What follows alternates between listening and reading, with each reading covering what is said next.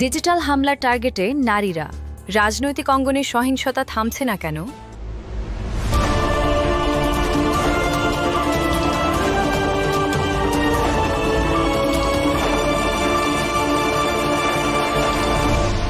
Channel CB.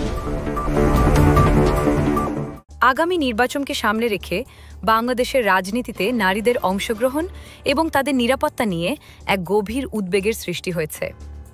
বিশেষ করে অনলাইনে তাদের প্রতি হওয়া সহিংসতা গণতন্ত্রের মূল ভিত্তিকেই দুর্বল করে দিচ্ছে। গতকাল ঢাকাতে অনুষ্ঠিত এক উচ্চ পর্যায়ের সংলাপে এই উদ্বেগ প্রকাশ করে অবিলম্বে ব্যবস্থা গ্রহণের আহ্বান জানানো হয়েছে। রয়্যাল নরওয়েজিয়ান দূতাবাস, সুইজারল্যান্ডের দূতাবাস এবং ইউএন উইমেনের যৌথ আয়োজনে এবং বৈশ্বিক 16 days of activism against gender based ভায়োলেন্সের অংশ হিসেবে এই আলোচনা অনুষ্ঠিত হয়। সংলাপে মূলত যে বিষয়টির ওপর আলোকপাত করা হয়েছে তা হল কিভাবে অনলাইন হয়রানি, যার মধ্যে রয়েছে সাইবার স্টকিং, ব্যক্তিগত তথ্য ফাঁস, ডক্সিং এবং মানহানিকর প্রচারণা, তা নারীদের ভয় দেখিয়ে রাজনীতি থেকে দূরে সরিয়ে দিচ্ছে।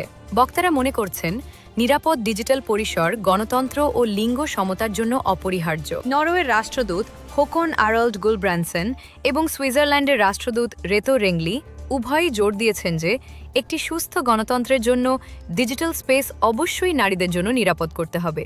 সংলাপে অংশগ্রহণকারী নারী নেত্রীরা তাদের ব্যক্তিগত অভিজ্ঞতা তুলে ধরেছেন, যার ডিজিটাল সহিংসতার মনস্তাত্ত্বিক, সামাজিক এবং রাজনৈতিক ভয়াবহ প্রভাবকে স্পষ্ট করেছে। এই সমস্যা মোকাবিলায় বেশ কিছু জরুরি পদক্ষেপের সুপারিশ করা হয়েছে। রাজনৈতিক দলগুলোর জন্য সুনির্দিষ্ট অভিযোগ জানানোর প্রক্রিয়া, ডিজিটাল নিরাপত্তা প্রশিক্ষণ এবং লিঙ্গভিত্তিক বিদ্বেষমূলক বক্তব্য বন্ধে অভ্যন্তরীণ আচরণবিধি প্রণয়ন। রাষ্ট্রীয় পর্যায়ে জাতীয় শিক্ষাক্রমে ডিজিটাল সাক্ষরতা এবং সম্মানজনক অনলাইন আচরণ অন্তর্ভুক্ত করা।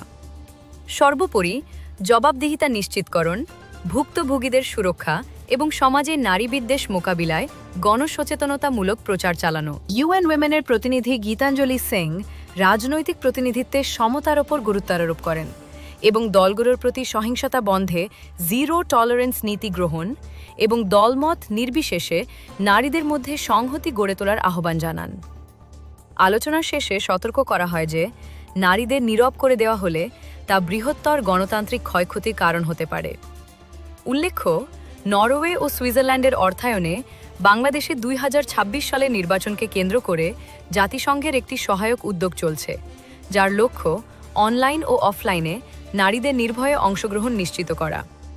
আমরা আশা করব এই সংলাপের আহ্বান গুরুত্ব সহকারে বিবেচনা করে দ্রুত কার্যকর ব্যবস্থা নেওয়া হবে। আজকের মতো এই পর্যন্তই। ধন্যবাদ আমাদের সঙ্গে থাকার জন্য। Subscribe now for daily news and updates.